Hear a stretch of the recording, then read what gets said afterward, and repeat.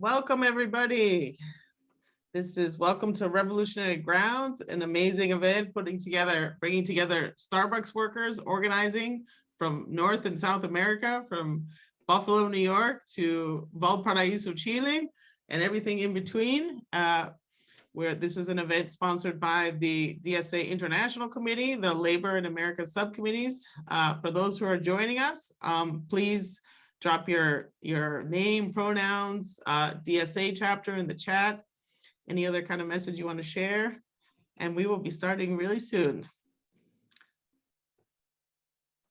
Really happy to be here with a great lineup of folks, of Starbucks organizers from Chile, from Buffalo, from union comrades from New Zealand, from DSA members and activists from Boston, from Portland. We're going global here. And so as people are starting to trickle in, please remember that this is going to be a bilingual webinar.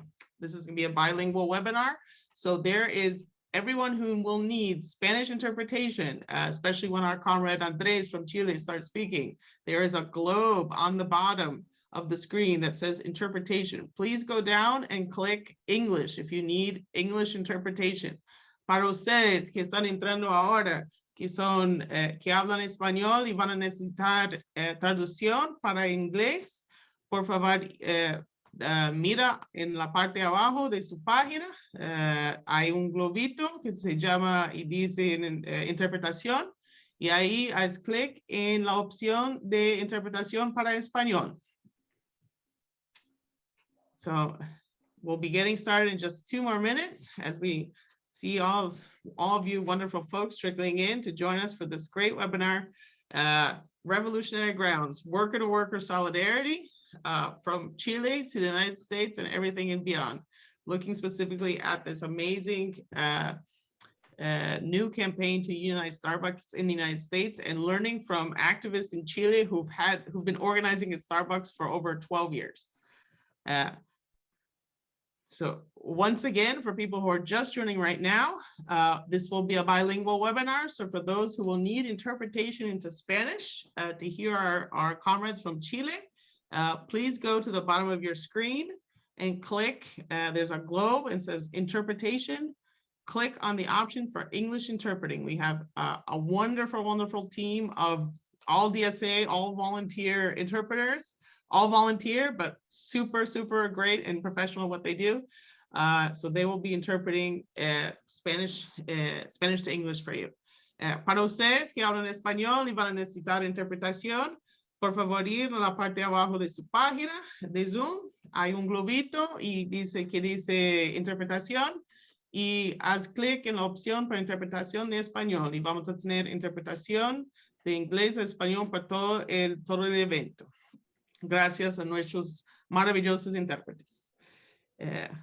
Great. So I see, wow, we got over 100 people now on this call. As you're coming in, again, please click on interpretation if you do need to have interpreting, and come in. I see everyone started to, people are kind of, make sure you drop your name, your pronouns, your DSA chapter. If you're a DSA member, this is also, if you're not a DSA member, what better time than now to join DSA and be part of this wonderful international movement, fighting for socialism, fighting for workers' power in Starbucks and beyond.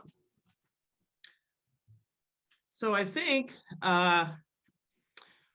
so once again, last chance, just as people are still trickling in, remember we will be using the interpreting function, thanks to our interpreters, Francisco, Steve, and Tristan, who are on this call, our amazing all DSA interpreter team.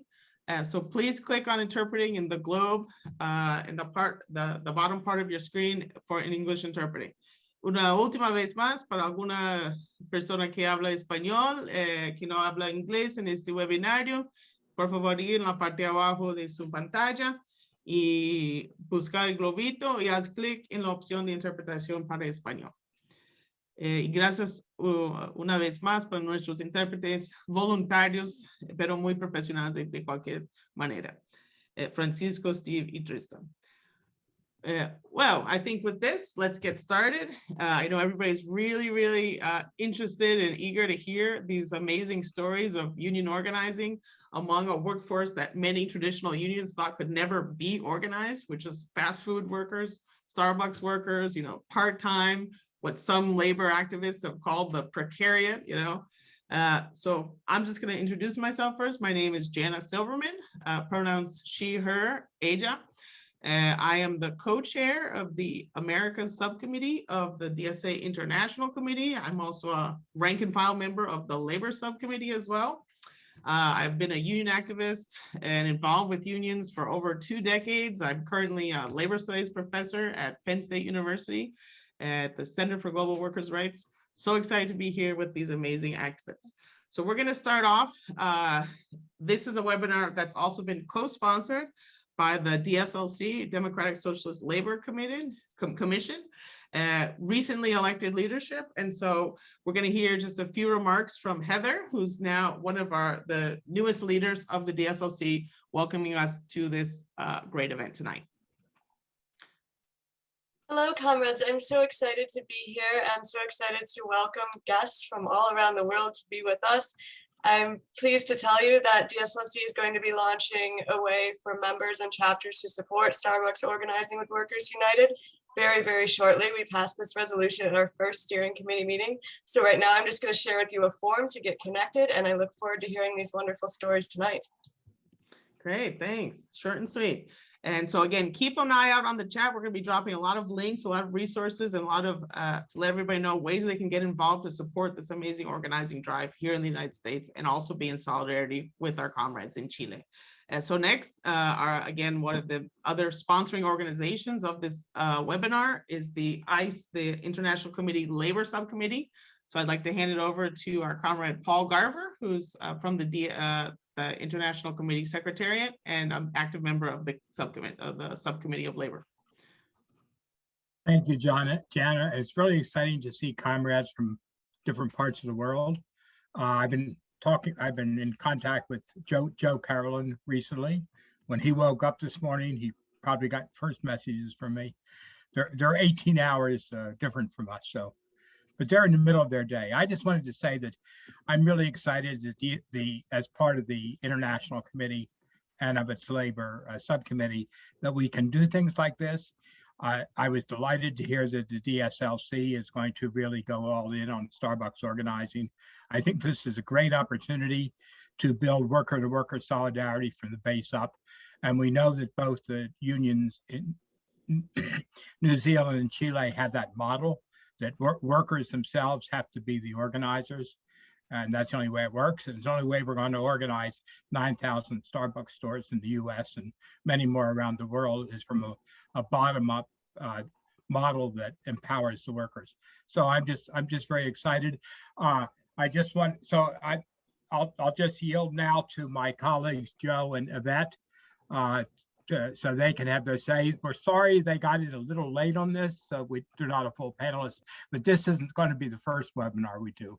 We're going to build a network that we can use for Starbucks unions and workers around the world to collaborate with each other. Thanks.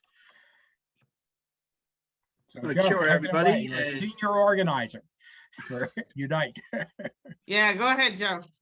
Sure, everybody, and greetings from Aotearoa, New Zealand. We're one of those tiny, small countries that's in the bottom right of your map, or I don't know if America's in the middle of your maps, but we get left off global maps. So great that we are recognized for unionizing Starbucks.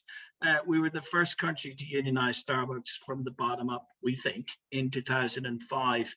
And I was the organizer who went down to the local shopping center down the road to pull young Nick, who was the world's first Starbucks striker. And we had a bus that went around wildcatting throughout the city here. We had about 15 Starbucks outlets at that time, and the strike spread like wildfire.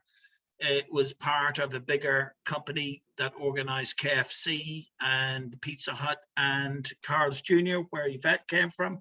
And the Starbucks workers were instrumental in giving fast food workers the confidence to strike and unionize, which we did. We got rid of 0 hours, we got a living wage, We got rid of youth rates and really showed that there is no precariat. There is just unorganized workers who need their conditions improved. Sure. Great, thanks. And Yvette, do you want to just say a quick hi? Yep. Kia ora everyone, I'm Yvette. I am a fast food organizer at Unite Union in Aotearoa, New Zealand. I am the lead organizer for Starbucks, and we are currently going to start negotiations in March for a new collective agreement. So that's very exciting for us. Prior to that, I've been a delegate for Unite Union working at Carl's Jr., which we, the contracts are spread over KFC, Carl's Jr., Pizza Hut, and Starbucks. I was the wildcat striking card, like that's me, always down to close doors and go on strike. So that's us over in Aotearoa. Nice to meet you all. Great, thank you so much. So inspiring to see that this is not just, you're not organizing just in Starbucks, but across the whole fast food industry. It's such a model for us to learn from here in the United States. And so last, but certainly far from least, is my wonderful comrade, Luisa, who's a member of the Americas Subcommittee of the International Committee, also labor organizer extraordinaire, member of the International Committee Steering Committee. So please go ahead, Luisa. Yeah, thanks, Hannah. Yeah, just really glad to have helped a little bit in organizing this webinar, and a big welcome on behalf of the International Committee of DSA. I myself, I'm Chilean. I was actually born in Chile. So every time we do a Chile webinar, and I think this is actually number 4 that we planned, it's always particularly meaningful. And on top of that, I will say that I was undocumented until I was 21. And it was my experience being undocumented as a worker, because I worked like 2 or 3 jobs under the table, that's what gave me my consciousness as a worker, because I was constantly getting screwed like left and right from employers who wanted to commit various manifestations of wage theft against me, and I was undocumented. Where was I? When am I going to go to the police? So that was actually what instilled in me, like I said, the consciousness, and now I'm a full-time labor organizer. So I've helped organize 7 strikes or strike votes. So all of that to say is that I'm so happy to just even have helped with this webinar, and many thanks to Jana and David Dualde, especially for helping to coordinate all this. So thanks. Yeah, no, thanks, Luisa. And also, and like you said, let's give a special shout out to David Dualde, who, again, longtime DSA activist, member of the Labor Subcommittee. He helped put this all together after he was our DSA delegate present at the second round of the Chilean elections in December, which many of you know about. So thanks, David, for helping, for all your hard work on this. And with no further ado, we were going to start off this webinar hearing exactly from our comrade, for our compañero Andrés, about the situation, how they formed a Starbucks union in Chile. I'm not going to get into all the details, but just for people to know, Chile is has some of the worst labor law in the entire world. It's one of the hardest places to organize unions with real bargaining power, one of the hardest places in the world to go on strike. And that was consciously, this is all a product of the massive amount of labor repression which happened during the Pinochet dictatorship, which literally, assassinated thousands and thousands of labor leaders and sent thousands more into exile. And so just to give you a sense, that is how amazing it is to have an accomplishment of having one of the first standalone Starbucks unions in the world be organized in Chile. So we're all dying to know how this happened, what your sort of current agenda is right now for struggle on behalf of Starbucks workers in Chile. Any suggestions, any kind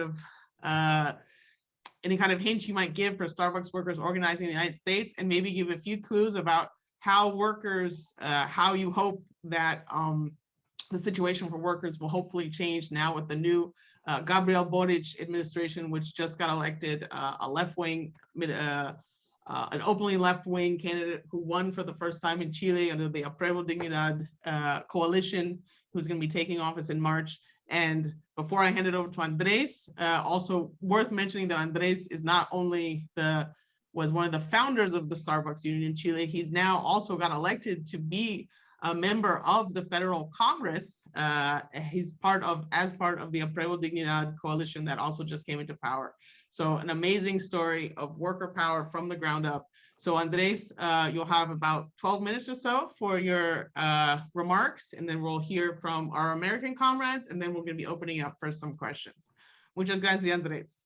Con vos, por favor. Muchas gracias, Jana, por esa introducción.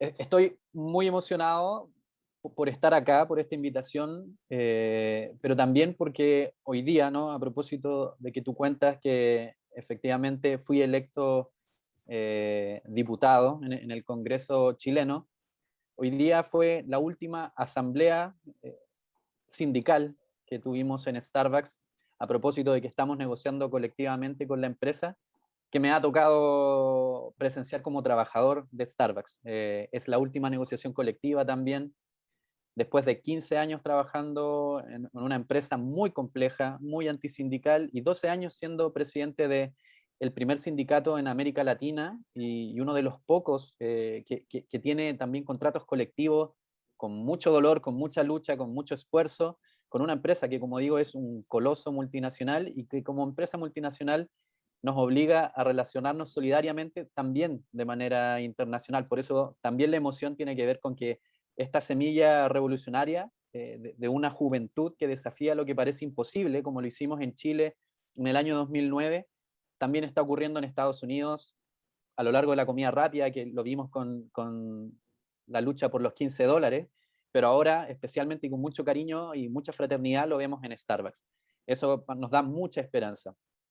Y en Chile está pasando también algo muy esperanzador. Estamos viviendo tiempos revolucionarios, vamos a tener un presidente y una coalición de gobierno que viene del movimiento estudiantil, que está compuesta por jóvenes que también en su momento, desde otras trincheras, desde ese movimiento de jóvenes que buscaba educación gratuita y de calidad en Chile, en un país donde todos los derechos sociales son un negocio, y entre esos también tenemos una de las peores leyes laborales, como decía Jana. Es muy potente lo que está ocurriendo, porque estamos no solo teniendo una coalición de gobierno que viene con esa fuerza de la juventud, pero además venimos de una revuelta social que ocurrió en octubre del 2019 y que además hoy día está posibilitando tener una nueva constitución en democracia que deje detrás la herencia de la dictadura de Pinochet, que arrasó con todos nuestros derechos sociales. Entonces hay muchas cosas ocurriendo, pero lo del movimiento estudiantil creo que es muy importante mencionar en el caso chileno, porque el sindicato Starbucks se logra fundar en Chile en el año 2009, cuando las movilizaciones estudiantiles, precisamente las movilizaciones donde estaba el actual presidente electo que va a asumir el 11 de marzo, Gabriel Boric, en esas movilizaciones también, ¿no?, fueron, creo yo, parte de esa semilla que hizo que fuese posible constituir un sindicato en una empresa como Starbucks y en un rubro como la comida rápida, que es muy difícil de organizar. Y a pesar de que hoy día lo digo con mucha esperanza, también lo digo entendiendo las complejidades que hoy día nuestros compañeros y compañeras de Starbucks en Estados Unidos están enfrentando. Y quiero decirlo, ¿no?, porque Howard Schultz, que fue el CEO de la empresa y que ahora no sé qué rol tiene, pero sigue siendo una influencia importante en Starbucks, es una persona profundamente antisindical, una persona, yo diría, megalómana, que no puede ver a sus trabajadores, a sus trabajadoras organizándose y decidiendo por ellos mismos lo que consideran correcto. Y nosotros vimos esa cara antisindical por lo menos por 5 a 10 años, con mucho conflicto, mucha batalla. Nos tocó demandar y luchar contra despidos por cientos, ¿no? En Chile nos tocó enfrentar una empresa que no negociaba colectivamente, que no se movía, a pesar de que estuvimos en huelga 30 días en el año 2011, 12 días en huelga de hambre. Yo y 2 dirigentes más decidimos, para presionar a Starbucks, no sabíamos qué hacer, estuvimos en huelga de hambre y aún así la empresa decidió no moverse y otorgar 0 reajustes, 0 condiciones mejoradas en la negociación colectiva. Y fue una batalla muy ruda, porque tengo la impresión de que estas empresas creen que aplastando la voluntad de organización que tenemos las y los jóvenes, pueden continuar aplicando su modelo de negocio sin ningún contrapeso, sin ninguna oposición.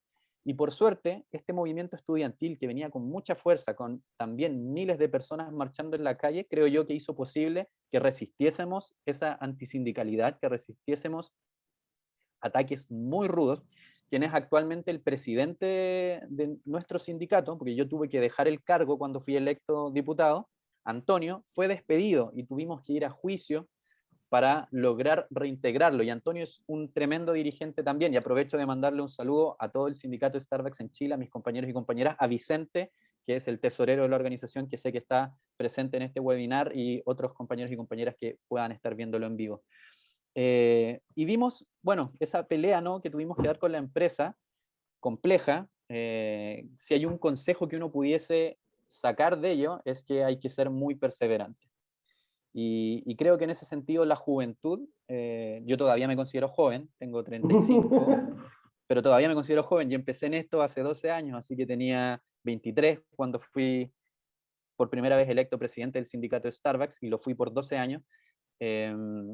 Creo que ese ímpetu es necesario, y por eso es muy importante que quienes somos jóvenes nos podamos reconocer como clase trabajadora, como trabajadoras y trabajadores que necesitan un instrumento como es el sindicato para pelear por nuestros derechos, para pelear por nuestras condiciones laborales. Finalmente somos nosotras y nosotros quienes estamos creando una enorme riqueza que se transforma en las enormes ganancias que todos y todas ustedes saben que tiene Howard Schultz y un montón de otros altos ejecutivos de una empresa que gana millones y que tiene la desfachatez, ¿no?, de negar el derecho a organizarse sindicalmente. Nosotros solidarizamos profundamente con la causa de las y los trabajadores en Norteamérica, creemos que es una batalla que hay que dar, pero sí advertimos, ¿no?, que se requiere esta perseverancia. Es muy importante no dar el brazo a torcer, y que esta energía que se está expandiendo en cerca ya de 100 locales pueda transformarse también en una cultura sindical adentro de Starbucks. A nosotros nos costó del 2009 al 2015 tener el primer contrato colectivo medianamente decente. Era un contrato malo, con algunos reajustes salariales, con algunas mejoras, pero la empresa fue muy hostil.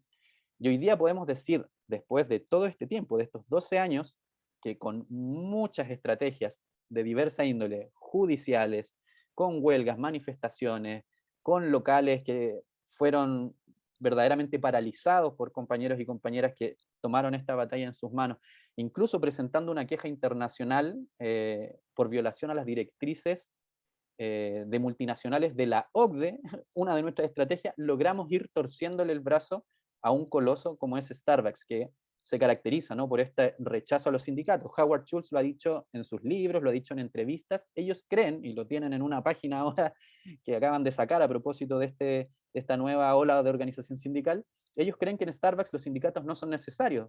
¿Pero por qué creen que no son necesarios? Porque saben que los sindicatos son ese contrapeso. Y ellos tienen una suerte de lógica paternalista donde no aceptan que exista una opinión divergente. Y eso es lo que nosotros tenemos que rescatar y de una u otra manera defender. Yo digo, es como sindicato o muerte, ¿no? Nosotros hemos defendido el sindicato como si fuera una guerrilla. Podríamos habernos rendido, podríamos habernos ido cuando nos despidieron a cientos de compañeras y compañeras, pero decidimos seguir adelante.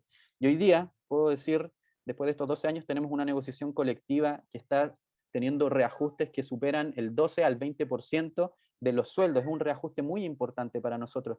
Hemos logrado que por primera vez Starbucks, que no cierra nunca, al menos en Chile, tiene todos los días del año abiertos, incluido el 1 de mayo, el Día de las y los Trabajadores, incluyendo todos los feriados irrenunciables que existen en Chile. Starbucks abre, y hemos logrado que por primera vez se reconozca que el Día del Trabajador y la Trabajadora sea un día donde todo Starbucks cierre. Eso para nosotros es un tremendo orgullo, que nos significa además cerrar un ciclo donde nuestro sindicato se puede proyectar.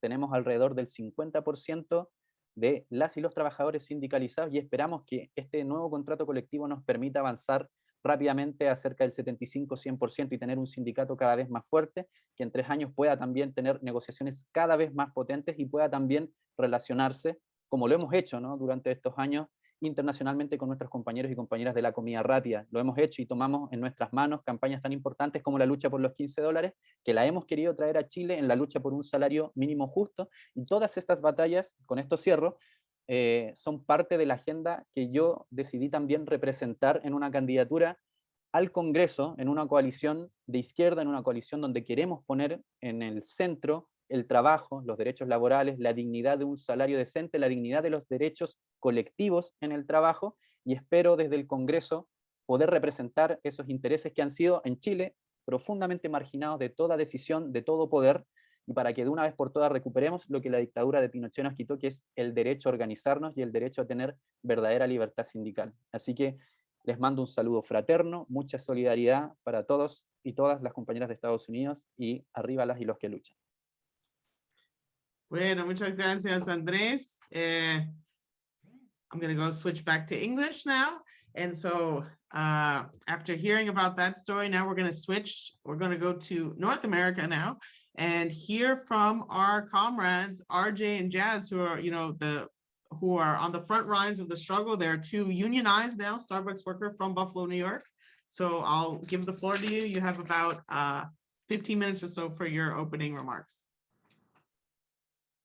Hi, thanks. Oh, sorry. Hi, Yeah, I'm Jazz Brisack. I work at the Elmwood Starbucks in Buffalo, which was the first certified Starbucks union in the country, because the NLRB, National Labor Relations Board, has been doing a lot of shenanigans from day one that included our vote counts today not going as planned. But I think, when we started our campaign back in August of last year, I think we were pretty naive about, the kind of company that Starbucks was, because, I think we almost thought that they could really sign the fair election principles or, not engage in the union busting that we've seen since then. We very quickly found out that that was not the case. We filed for our first 3 union elections on August 30th, and within a day, the president of Starbucks North America, Roseanne Williams, was on a plane to Buffalo, bringing in about over 100 corporate managers, executives, senior vice presidents, regional directors, and the like, to come into our stores, occupy them, spy on us, and tell us not to unionize. Andres mentioned Howard Schultz sending a copy of his book. We got Howard Schultz coming in, renting out the ballroom of a downtown hotel and telling us that, he had overcome the shame of being poor and that we should be feeling that same shame of being poor, that we were ungrateful for the benefits that Starbucks gives us, and that we should feel bad for not appreciating what we already have. And worst of all, in my view, he told us a story about the Holocaust and about Holocaust survivors sharing their blankets in Auschwitz, and how Starbucks is a company that's tried to share its blanket with us, and how, we should be grateful for that as well. So solidarity with Howard Schultz putting his foot in his mouth. I think, winning our union elections was a very important milestone. And certainly, I think the wave of unionizing that we've seen since then has shown that, somebody had to win the first unionized Starbucks to try to start winning the right to organize at Starbucks here. But we haven't won the right to organize yet. I'm going to pass it to RJ to talk more about that and what we are looking forward to going forward to keep that fight going.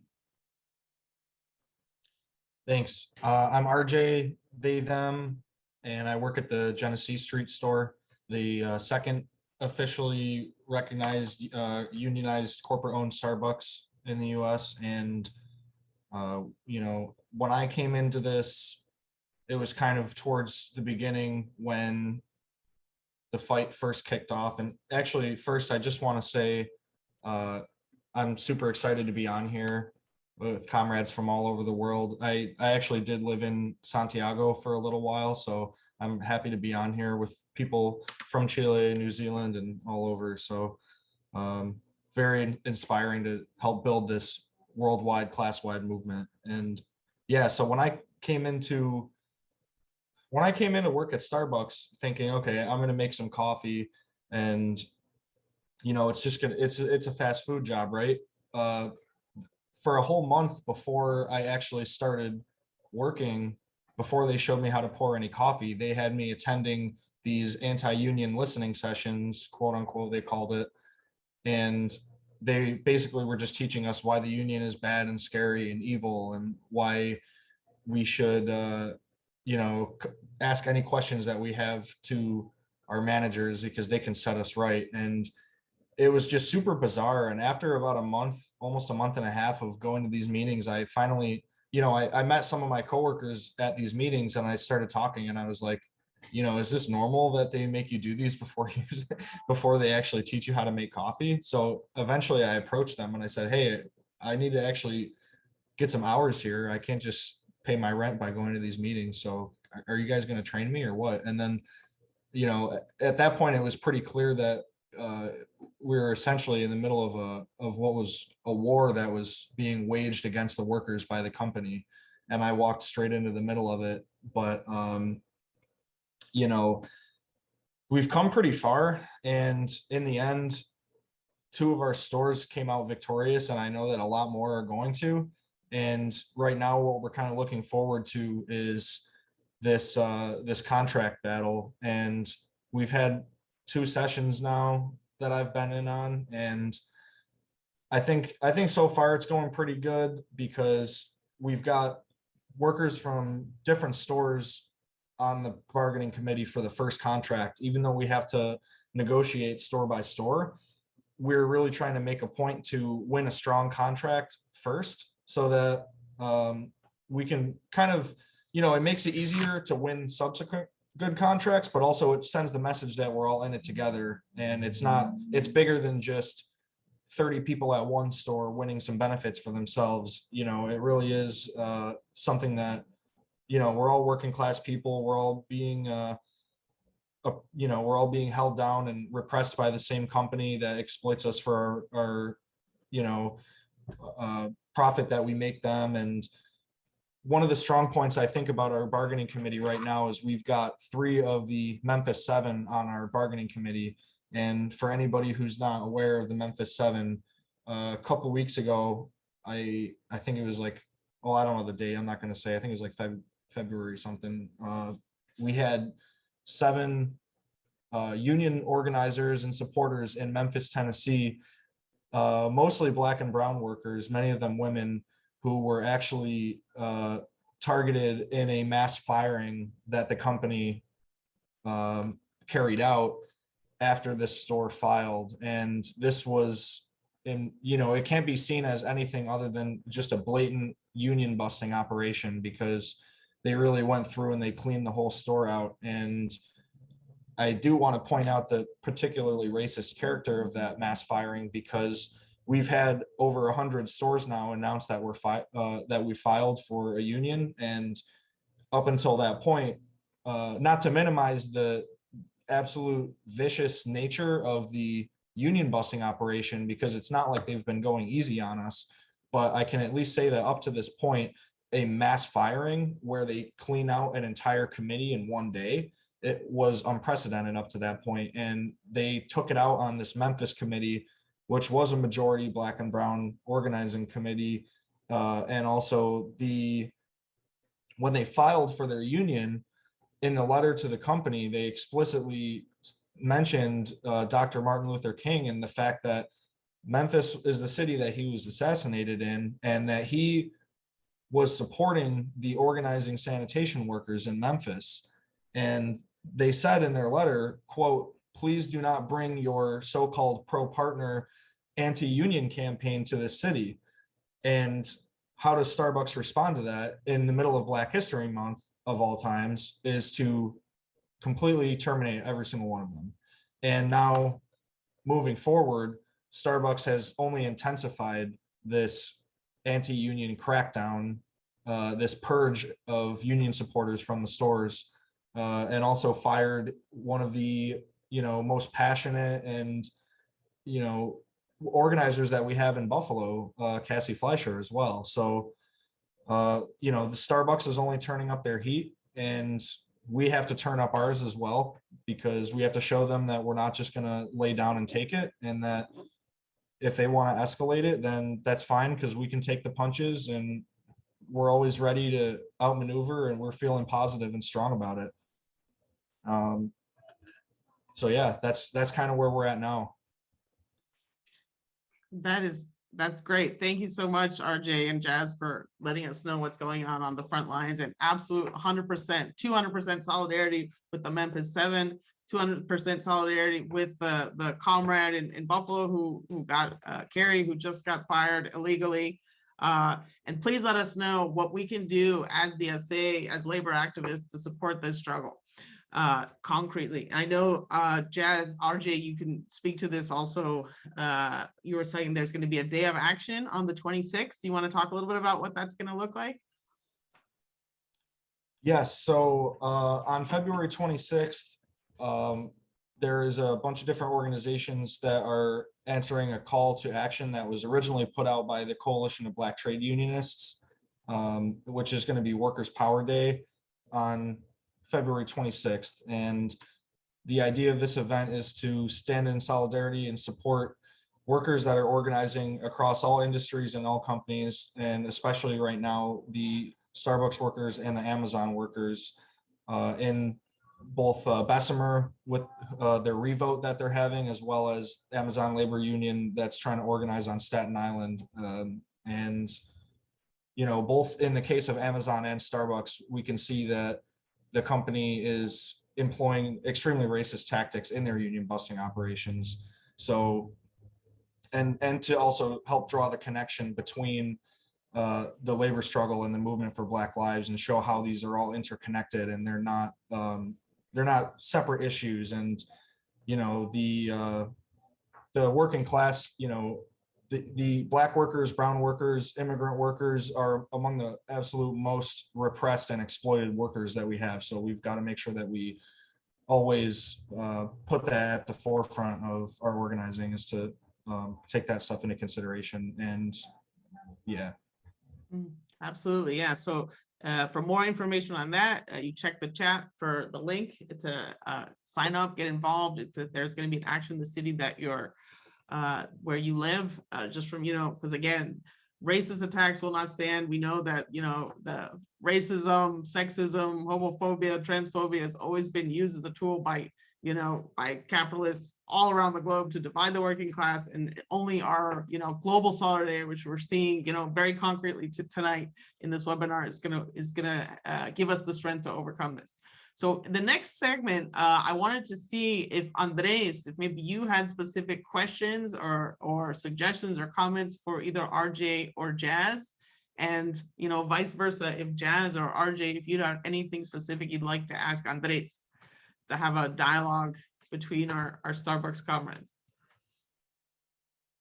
Just feel free to jump in if anybody would like to. Sí, bien pueda. Sí, sí. Bueno, varias cosas. La historia que nos cuentan, yo creo que para nosotros, quienes venimos desde la constitución del sindicato de Starbucks en Chile, es muy familiar. O sea, quizás han pasado muchos años y no he sido lo suficientemente enfático, pero existe una lógica cultural, como la cultura organizacional corporativa es profundamente antisindical. Al punto que quienes fueron, o sea, Starbucks en Chile, solo para poner el ejemplo, Starbucks en Chile se volvió objeto de estudio de la academia laboralista por la cantidad de condenas judiciales que tuvo por prácticas antisindicales. Es una de las empresas más multadas en Chile por prácticas antisindicales, por campañas antisindicales. Y todo eso venía, no se ideaba en Chile, se ideaba en Estados Unidos, se ideaba en Seattle, se ideaba en los cuarteles generales, donde probablemente hoy día están ideando la misma campaña que ustedes están viviendo, que es una campaña durísima.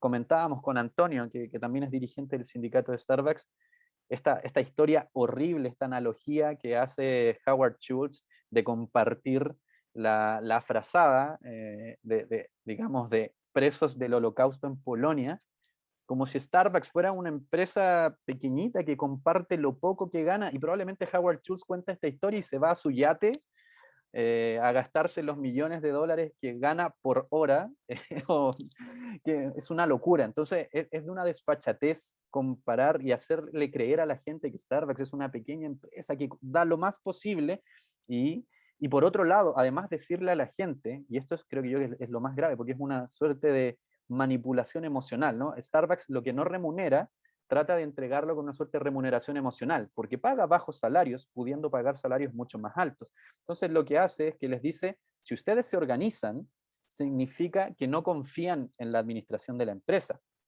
Y eso sale en el libro de Howard Schultz, en el primero que sacó por ahí por el año 2006 o 2000 algo, y él dice, ¿no? Como yo estaba convencido que si las y los trabajadores confiaran en mis intenciones, no necesitarían un sindicato. Pero el asunto es que no es importante la opinión del empresario, del dueño de la empresa, para que las y los trabajadores se organicen. Lo que es importante es lo que las y los trabajadores creemos que es necesario para defender nuestros derechos y para mejorar nuestras condiciones de vida materiales, nuestras condiciones laborales.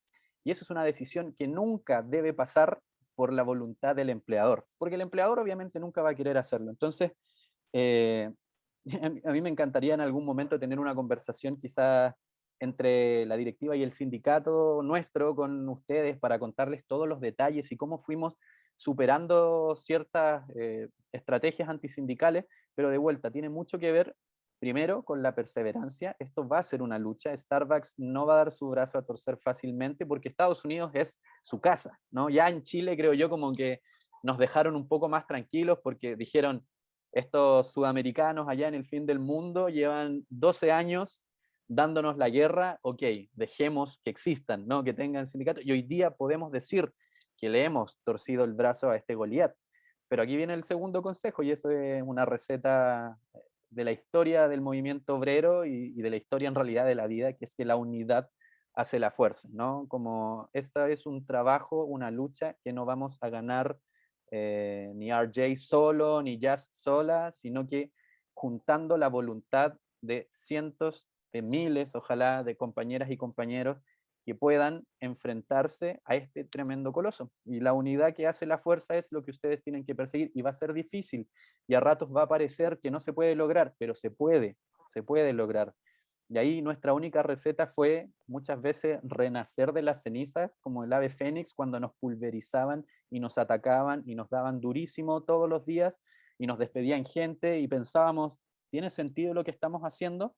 Y bueno, y resistimos, y hoy día con mucho orgullo decimos sí, valía la pena. Y hoy día las y los trabajadores de Starbucks están mejor porque tienen sindicato, y están mejor porque tienen un sindicato fuerte que puede representarles de verdad.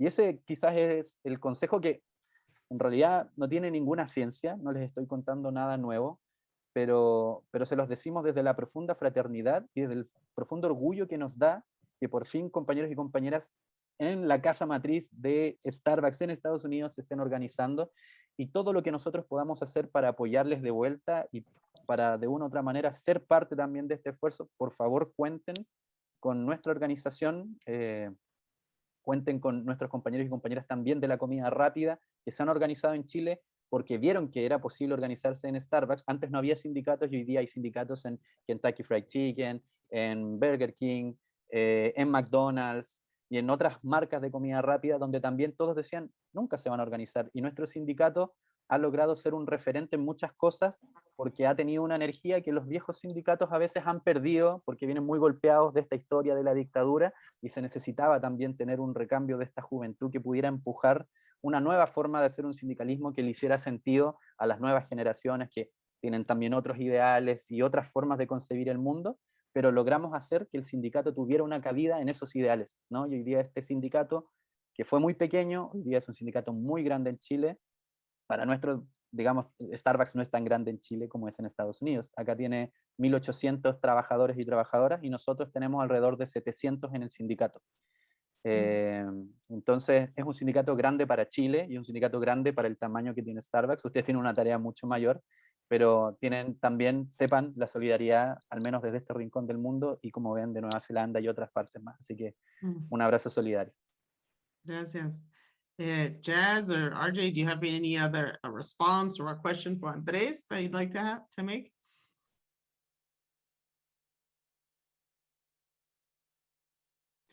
Well, while you're thinking, I'll give you a question. Yo voy a decirlo en español. O sea, yo sé que el movimiento sindical chileno, los trabajadores del sector privado no tienen tanta representación. Es un movimiento sindical más bien, o sea, en cual los cargos jefes son los sindicatos del sector público, las empresas mineras, los profesores. ¿Puedes contarnos un poco sobre la solidaridad que ustedes han recibido o cómo es la relación que ustedes tienen con el grueso del movimiento sindical chileno? Sí, bueno, creo que uno de nuestros primeros objetivos, y eso tuvo mucho que ver con este perfil Solo un de... comentario para hablar un poco ¿Ah? más despacio, o sea, porque por la traducción, disculpa. Sí. Perdón, sí, voy a intentarlo. Me dicen mucho que hablo muy rápido, me cuesta hablar lento en la vida. Uno de nuestros objetivos principales, precisamente porque muchos de quienes nos organizamos en Starbucks veníamos del movimiento estudiantil, tuvo que ver con darle una perspectiva política más allá de solo Starbucks a nuestra organización. Y eso en Chile es muy complejo porque la dictadura militar lo que hizo fue crear un entramado de leyes, de normas, de reglas que hace que los sindicatos solo se dediquen a administrar pequeñas cuotas de beneficios dentro de sus empresas. No hay un sindicalismo por rama, no existe la negociación ramal en Chile, solo negociación a nivel de empresa. No existen grandes federaciones de sindicatos que tengan derechos a negociar. Por ejemplo, en Starbucks en Chile era imposible lo que ocurrió en Nueva Zelanda, ¿no? Con el sindicato de Unite, representando no solo a Starbucks, sino que a otros sectores. En Chile, cada uno se salva como puede.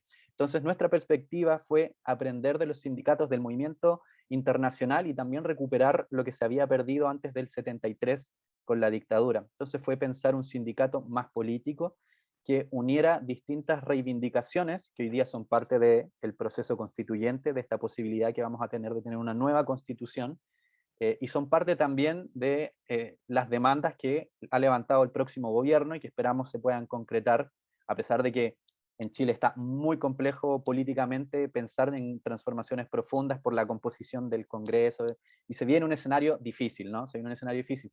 Pero nuestro sindicato, creo yo, logró romper con ese modelo sindical chiquito de la empresa y posicionarse en la demanda, por ejemplo, por las pensiones. En Chile las pensiones, las jubilaciones, ¿no? Son miserables porque tenemos un sistema totalmente privado donde cada persona ahorra individualmente, de nuevo, cada uno se salva como puede, y las pensiones son horrendas.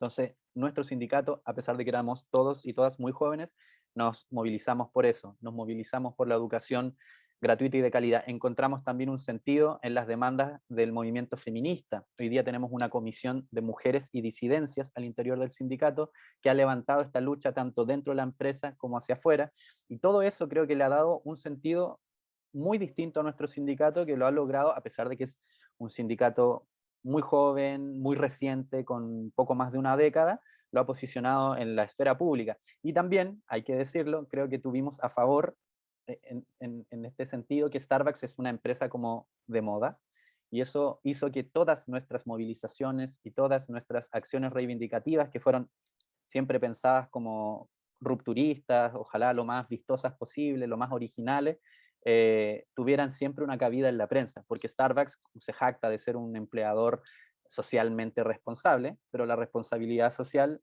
llega hasta los derechos laborales, porque ahí la cosa se pone complicada. Ellos no tienen problemas en invertir en una población donde digamos, se cosecha el café, pero cuando uno les dice queremos negociar colectivamente, chuta, ahí se olvida la responsabilidad social y comienzan los problemas. Entonces, creo que todas esas cosas ayudaron también a ir visibilizando al sindicato y de una u otra manera también poniendo en jaque esta identidad de una empresa socialmente responsable, que creo que es algo que ustedes también podrían hacer, ¿no? Porque es romper un mito que es muy expandido de, no sé, las 100 mejores empresas para trabajar en Starbucks, y bueno, y entonces, ¿por qué no dejan que la gente se organice si son tan buenos empleadores? Y ahí hay una pregunta que no puede responder Howard Schultz, porque la verdad es que está más preocupado de contar los billetes que se producen día a día en cada una de sus tiendas, en vez de sentarse y dialogar. digamos, es una conducta profundamente antidemocrática, ¿no? Alguien que defiende supuestos valores de libertad difícilmente puede hacerlo si es un antisindicalista. Entonces, yo creo que esas son algunas cosas que también son importantes, al menos desde nuestra experiencia, que podrían también ayudarles. No, perfecto, muchas gracias. De nuevo, un ejemplo del sindicalismo sociopolítico, que es una cosa que nosotros aquí en Estados Unidos nos aspiramos a practicar también, pero no es fácil. So now, changing back to English, since we have a little bit of time before we have we open it up to questions from our audience, and can I just say how amazed I am that we have, an hour into this call, still over 110 people listening to Starbucks workers organizing across 3 continents. How great is this? The Q&A is open if people have questions for Andrés, for Jazz, for RJ. Please feel free to drop that in the Q&A now, because that's what we're monitoring for questions, and we're going to be opening that up in just a few minutes. But before we do that, I don't know if our comrade Joe from New Zealand would like to maybe speak for another 2 or 3 more minutes more about sort of the current challenges for Starbucks workers that are organized in your country there, and maybe also a few suggestions or tips for our newly organizing Starbucks workers here in the United States. Well, New Zealand shared a lot with Chile in that neoliberalism was introduced as a shock doctrine here, and by the Labour Party, actually. And there was a huge split in Labour at the time. And trade unionism retreated to the high ground of the public service. I mean, private sector workers were left to fend for themselves, wages collapsed. And there was a political response to that. There was quite a large left of Labour Party called the Alliance, who grew in strength and went into government. And when they were in government, they changed a couple of laws back. First, you could form a union with only 2 workers in a workplace, right? So we watch in America where you have to have all these elections to have your right, 50% of people, blah, blah, blah. 2 workers can join and make a union in New Zealand. And the second was that union organizers could access every workplace in New Zealand as well. That party fell out of government over the Afghanistan war. Fair play to them, not one dead child. It was worth being in government. And the activists then went, well, what do we do now that we're out of parliament? Parties, what do we do? Well, return to the working class. And quite a lot of other socialists, anarchists, and activists joined. I was a kind of Battle of Seattle kid at the time. The anti-capitalist movement was on the ascent. But rather than throw a brick through the window of Starbucks, I found when I came to New Zealand with my partner, this magical campaign to actually go and talk to the workers about the evil corporations that they work for and see if they'd join unions. And boom, they did. The campaign supersized. The first part of it was the mass recruitment, and 4,000 fast food workers joined the union in the space of a few months, mostly here in Auckland City, but around New Zealand as well. And so the Starbucks workers were the first workers of the fast food, McDonald's, KFC, etc., to go and strike. I was here in the office with the bus just outside. We went down to our local mall in St. Luke's, where Nick, the world's first Starbucks striker, who was also suffering youth rates, youth wages, which were less than the minimum wage. That was a big issue for them. This was the time of Rage Against the Machine. He took off his green apron and burned it on the picket, and we were wall-to-wall media, and everybody talked about this new punk rock union that had come on the scene that was out to smash youth rates, to smash 0 hours, etc. And some of that took us actually quite years to do. We did abolish 0-hour contracts here in New Zealand maybe 10, 15 years later, so it's been a long struggle for some of these key demands, but we hit them hard and fast. And I think the main thing that I would say to comrades, and we had some experience giving support to the McStrike campaign in England a few years ago, but I would say to the political supporters, wherever there are comrades who think of themselves as socialists in whatever city in America, don't just do the propaganda, don't just be in the campus group, go and meet workers in your local high street and unionize them. That is the best thing a socialist can do, is help to organize the working class where we find them today and fight the issues that they are facing today, be it youth rates, low pay, etc. The Supersize campaign lasted about 3 months, and we also created a lot of chances for the public to come and support us through rallies and marches, culminating in this thing we call the big pay out. There was a music festival called the Big Day Out, and we did our own music festival called the Big Pay Out, which also coincided with mass school student walkouts, school student strike walkouts, with the main city of here, you know, with thousands of food workers and thousands of students as well who are angry against youth rates. And they occupied every single fast food place up and down the street, sealing the whole city off. So back those heady days, you know, but that day saw us offered the contract, which was brilliant, you know, because it wasn't just protest activity. We had built a union, we'd created a union, and we'd proved, you know, those more despondent voices on the left wrong, you know, that it was actually, we were actually able to unionize from the bottom up as well. And that's an ethos that Unite still has. Yvette, my colleague here, can tell you, you know, she occupied her store and put her boss on trial on national TV for his abuse of migrant workers, and he got fired, and Yvette's still working. So that shows you all the power that the rank and file approach has to have. Maybe Yvette, you could come in on that. Yeah, sure. Thank you. Go ahead. 1 minute, Yvette, just to comment a little. That'd be great. Yeah, it was just before Christmas. Our boss told us he was going to sell the company to restaurant brands, and we were going to lose our jobs basically and needed to reapply. And over here we've got, with migrant workers on visas and that having to allocate it for certain stores. That would have meant that they would have been deported, that kind of stuff. So we kind of was like, no, that's not happening. I closed all the stores down. We marched out. We fought the boss, and we made him sign a new little contract on a napkin. That's what we done. We won. It was next level. It was a good fight. Later on, we went to sign our new contracts for our new company, and they told us we had to reapply.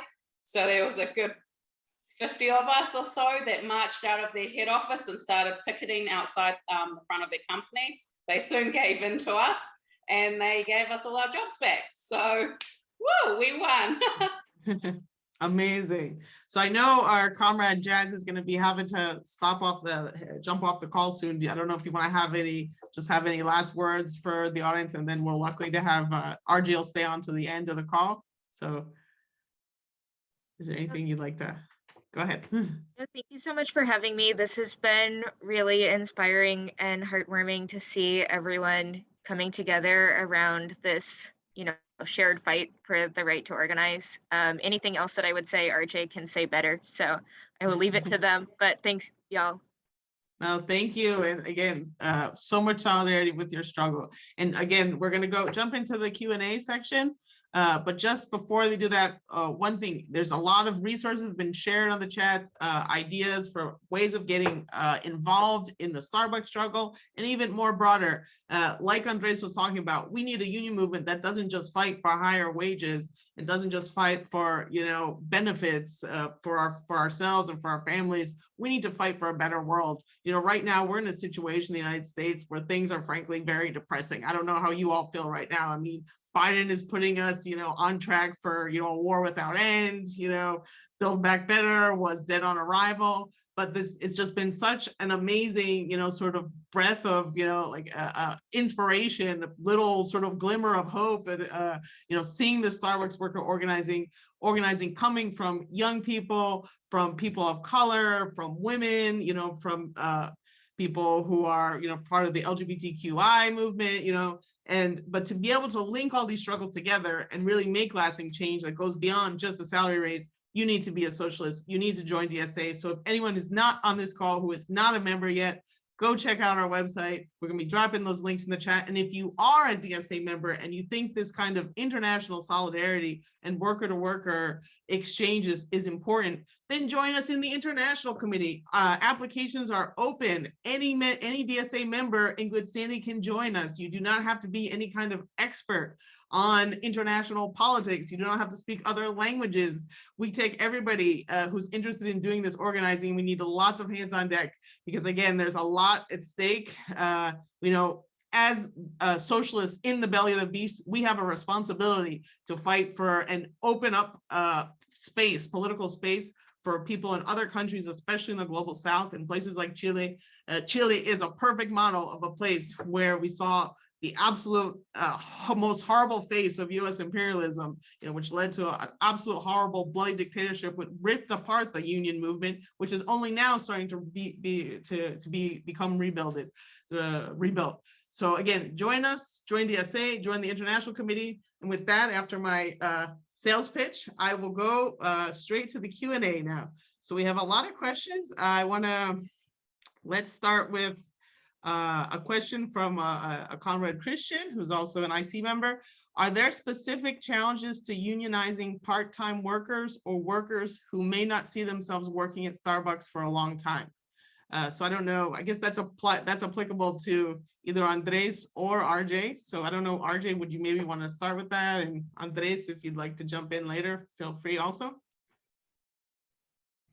Yeah, so speaking to that point specifically, one of the hard things about organizing these kinds of jobs in general, I think, is that a lot of these companies like Starbucks rely on this kind of revolving door model where they can just, one of the main strategies they've been using against us is to try to bully people out of the workplace and try to get them to quit, cut their hours back, things like that, to pressure you into getting a different job. And then they do mass hirings and they just bring as many new people in as possible. And the idea is that they want to just replace as many of the union supporters as possible with new workers and then try to train them to be anti-union before they even start the job, like they tried to with me. Now, one of the things I mentioned, Cassie Fleischer, who was one of the organizers, well, I should say is still one of the organizers, even though she's been terminated by the company. The grounds that they actually fired her on was they're trying to say that they've got this policy now that if your availability is not open, 20, I forget what they're trying to say, 20 hours a week, and it has to be 5 days a week, then your schedule doesn't fit the needs of the company, which is ridiculous. Anybody who's worked at Starbucks or even been to a Starbucks knows that it's a company that has built its whole hiring model on catering to part-time workers, and people have limited availability, and students and people who work other jobs, that's the ideal position for them, is to work at Starbucks, so they say, right? And even when I got hired there, they flaunted this as a positive note. They said, oh, we have such flexible scheduling, you don't have to be doing 9 to 5, so the point is, they've been doing this for years now. They hire people based on that kind of mindset. And now the union drive starts and they start slashing our hours back. They start giving you 5 hours a week, 10 hours a week. You can't live on that. Most people are going to have to go get another job. And once you get another job that's actually giving you more hours, obviously you have to change your availability to reflect that new schedule at your other job. And then once you change your availability, then Starbucks gets to say, oh, well, you're not going to meet the needs of the company because we need you to have your schedule wide open for us, even if we're only giving you 5 hours a week. So it's just, it's, when you boil it down, there's really no other way to look at it. Just then it's an attempt to create that revolving door, get everybody that's in there out, replace it with everybody that's new. And, I'll just end it on this note is, from my experience, the new workers that are coming in to replace the old, the anti-union, or the ones they're hoping are anti-union, that they're bringing in to replace the pro-union workers, these new workers end up becoming pro-union just as quickly as soon as they find out, what the union's all about and how that sticks up for our class interests and the kind of dirty tactics that the company is using. So even a lot of these new workers, like myself, end up being pro-union, and that's why we win. That's right. Andrés, ¿tienes algún comentario? Si, no sé si en Chile también los trabajadores de Starbucks son de tiempo parcial o de contratos precarios también, y si eso ha sido si eso ha creado dificultades en el proceso de sindicalización. Absolutamente. El modelo de Starbucks, al menos inicialmente cuando nosotros nos organizamos, es idéntico al de Estados Unidos. Incluso los precios eran los mismos, pero los salarios acá eran más bajos, porque el salario mínimo en Chile es muchísimo más bajo.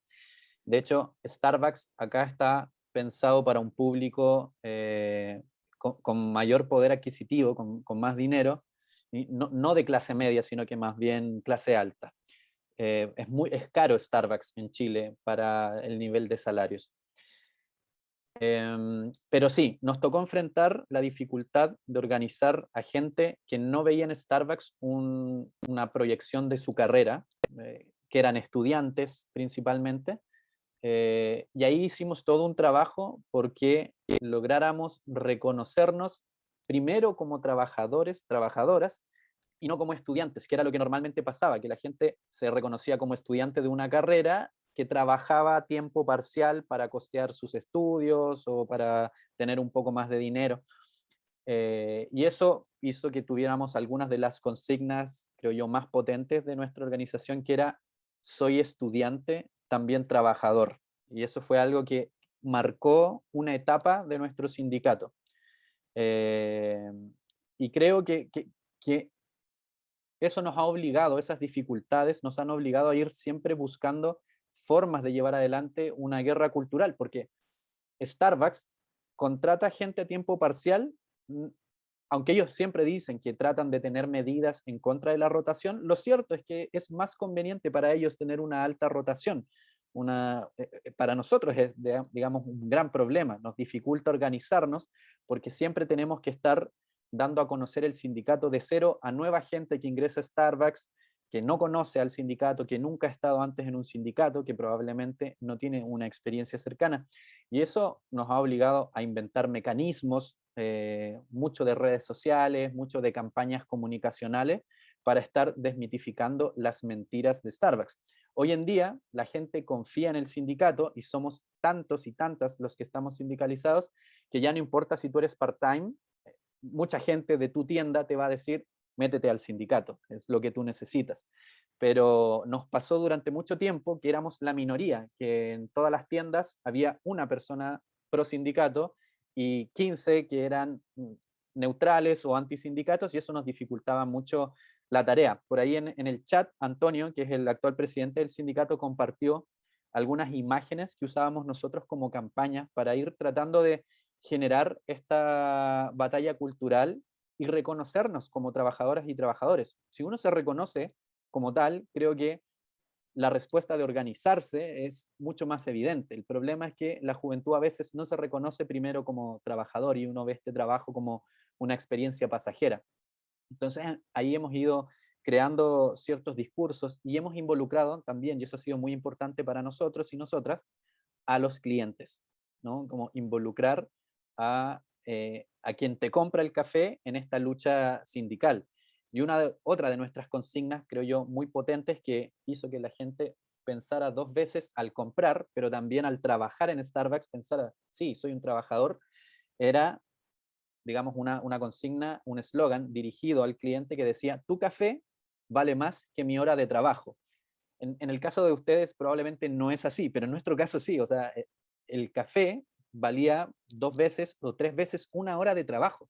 Entonces era algo que empezó a chocar mucho y fue obligando a la empresa a subir los sueldos. No lo hacía a través del sindicato, no negociaba colectivamente, pero fuimos mejorando las condiciones de manera indirecta, a través de una lucha comunicacional, a través de denunciar mucho las prácticas antisindicales de la empresa, y hoy día recién, ¿no? Como después de 10 años, sí lo hace a través del sindicato, sí lo reconoce, no significa que no tengamos diferencias, no significa que Starbucks se haya vuelto ahora sí el mejor de los empleadores del mundo. No, significa que se cansó de tener una lucha cultural y por eso de nuevo mi consejo es perseverancia, preparar a sus compañeros y compañeras para dar esta pelea, que es una pelea que va a generar mucha solidaridad entre ustedes. Yo creo que una de nuestras experiencias más, y esto puede sonar muy extraño, ¿no? Pero más hermosas y de mayor comunidad fue cuando hicimos huelgas en Starbucks y hemos tenido 4 o 5 huelgas nacionales, porque nuestro sindicato no es de tiendas, ¿no? Es un sindicato uno solo a nivel nacional. Y eso creo que en cierta medida nos facilita algunas cosas, ¿no? Como cada persona se puede afiliar al sindicato solo por trabajar en Starbucks, independiente de si está en X ciudad. Da lo mismo la ciudad, todos pueden ser parte de este único sindicato. Y somos el único en Starbucks. Pero de todas maneras hay que preparar a la gente y hay que dar esta pelea. Yo creo que finalmente hay una ganada en términos de fraternidad y en términos de crecimiento como de humanidad al ser parte de un sindicato, porque si somos parte de un sindicato con esa proyección política estamos aportando a construir una sociedad más justa. Y ya el problema no es solo Starbucks, ya el problema son las grandes multinacionales como Walmart, los gobiernos que generan leyes que terminan reprimiendo los derechos laborales, y bueno, y el gran poder económico, el neoliberalismo, como decía Joe, ¿no? que se nos impuso acá. Entonces, por eso, por ejemplo, nosotros decidimos también, ¿no? Como ir a disputar espacios institucionales. No es casual que yo salí electo, pero también Antonio fue candidato a diputado y antes fuimos candidatos para la Convención Constitucional, que es el organismo que está redactando la nueva Constitución. No quedamos electos, no nos fue bien, pero fue parte también de pensar, tenemos que ir a disputar no solo en Starbucks, tenemos que ir a disputar en el Parlamento, tenemos que ir a disputar en la Constitución, tenemos que ayudar a nuestros compañeros y compañeras de Burger King, de McDonald's, de todas las empresas que están sufriendo lo mismo que nosotras y nosotras. Y finalmente creo que eso le ha dado más sentido y nos ha permitido generar una cultura distinta, que significa reconocerse como trabajador o reconocerse como trabajadora. Perfecto, muchas gracias. Joe, did you want to make a short comment about that point as well, about how to organize part-time or temporary workers in the fast food industry? I think you had your hand up. Oh, sorry. Yeah, I didn't hear the first bit there. Look, if we could do the 16 years of organizing again, probably we would put the demand to end 0 hours or to get more secure hours central earlier. The traditional union struggle looks at the rate of pay, you know, fight for 15, whatever it is, right? But that is meaningless if the bosses have control over how many hours you work, yeah? And how they'll punish union members is to cut their hours. So when we launched the End 0 Hours campaign here, which was inspired by Hovis workers, actually bread workers in England who beat 0-hour contracts there, we got the name of the problem we could never name before, you know? I think it's called X-nomination. You know, if you don't know the name of the thing you're suffering, you just suffer it until someone goes, you're suffering from capitalism, you know. Oh, okay, now I know what's wrong. Well, the same with 0 hours, you know. Lots of ordinary workers in New Zealand were disgusted to find out that there were no guaranteed hours per week in these places, right? And so, you know, getting banded hours, you know, you work 20, you work 32. You know, that was the how we replaced that 0-hour regime with. And I think that is a key demand when you go in to fight these companies, that you've got something that you're looking for more secure hours for those workers. And you punish, I mean, it became a filthy thing to be associated with here in New Zealand. Oh, you're a 0-hour employer, you know, like public opinion really turned on the multinational food companies with that kind of carry on. Great, thanks. So another question, I know it's been sort of partially answered in the chat, but I think it would be great by Heather from the DSLC, but I'd love to hear your opinion on this. RJ, how should DSA members locally be supporting the Starbucks worker unionizing movement? Should we apply to work at Starbucks? Should we reach out to people working there? Should we set up local organizing committees? If you have any ideas or concrete suggestions, that would be great. Yeah, thanks. I would say right now, one of the main things that you can do to help would be to just try to put pressure on the company any way you can to rehire the Memphis 7 and to rehire Cassie Fleischer in Buffalo, and to not continue with this discussing union busing operation. You know, from time to time, we do put out different calls to action and different ways you can support. We've got different fundraisers and stuff that are going to support, you know, the Memphis workers and other workers who need assistance from the union. And, you know, you know, we're trying to build our infrastructure up and stuff like that. But any way that you can think of, aside from even just the specific things that we say, you know, if you get in touch, you know, if you meet some Starbucks workers in your city that are trying to unionize, chances are you can probably find someone. There's 26 different states that have stores that are that have announced that they're filing. So if you live near any of them, get in touch with them, ask them how you can support. Some cities are calling demos. Some cities are going to be participating in the Workers' Power Day that I mentioned. Or if you're not near a city that's filed, honestly, just call corporate and just tell them to knock it off, and tell them that you're a customer and you're pissed off about it, because apparently, you know, this company likes to listen to the customers a lot more than they like to listen to the workers, I've noticed. So that might be one way that you can help. And above everything else, I would say, if you're not a Starbucks worker and you want to know how you can help Starbucks workers, organize whatever job you have.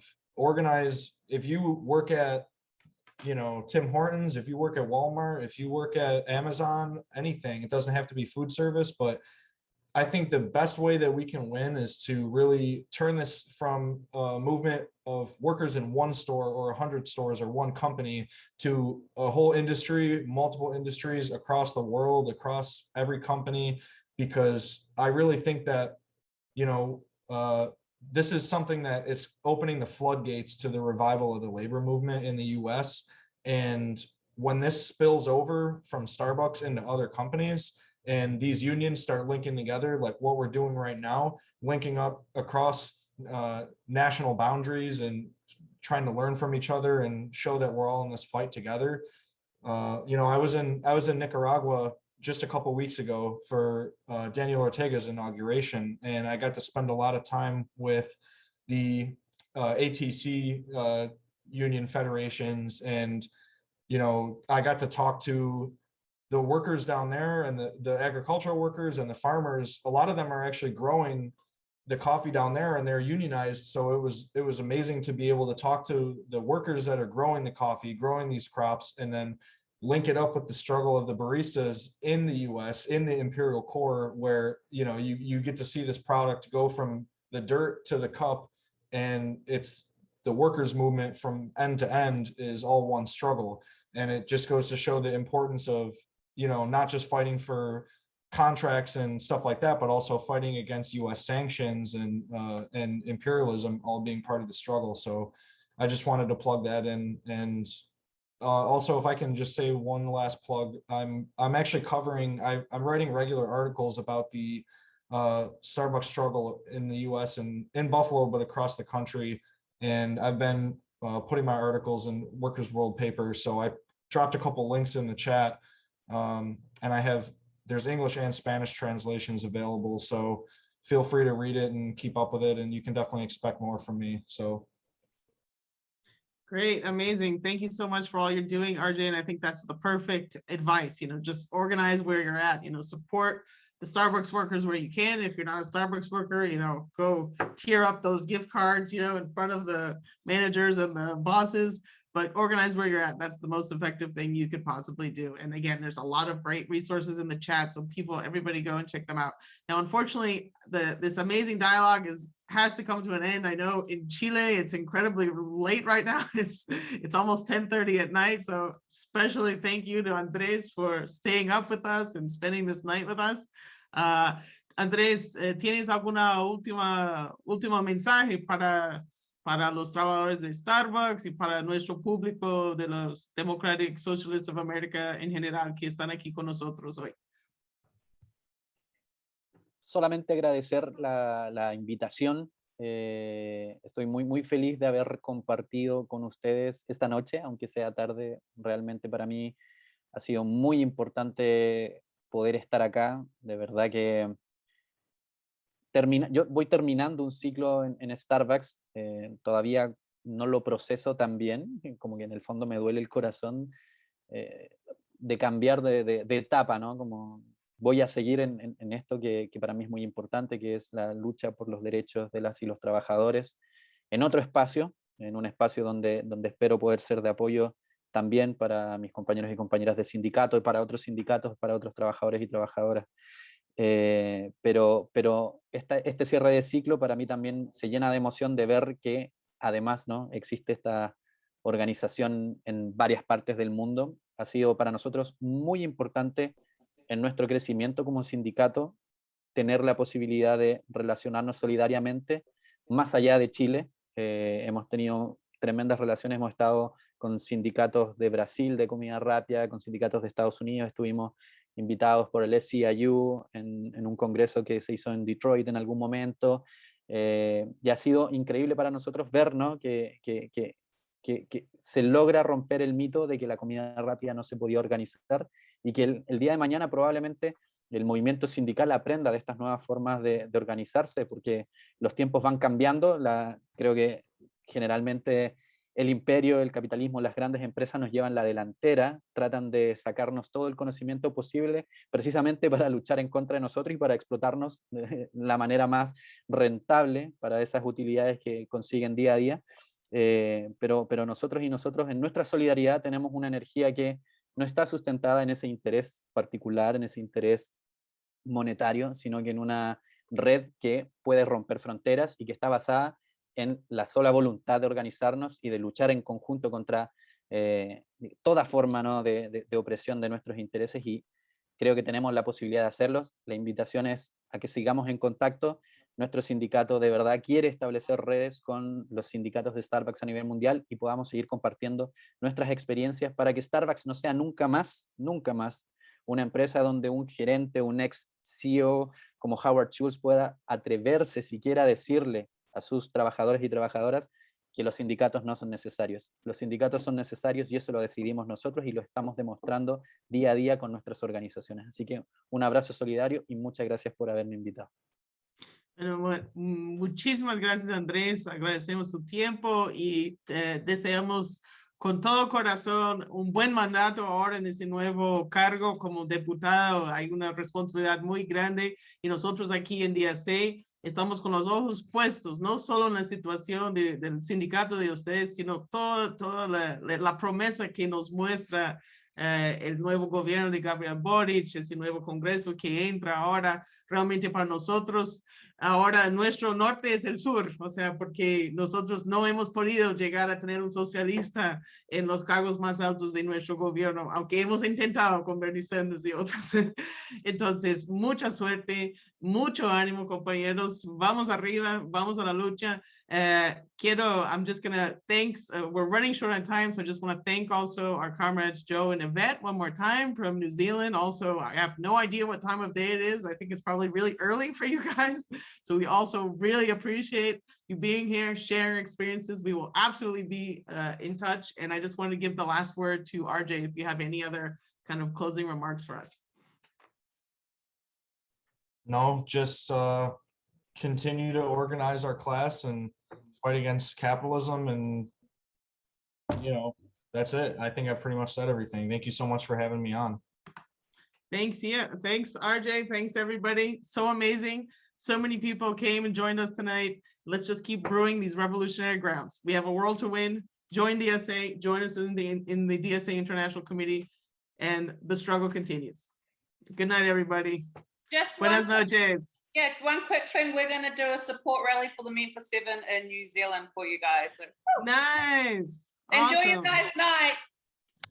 Enjoy your morning. Solidarity. Solidarity knows no frontiers. Good night, everybody. Thanks so much for coming.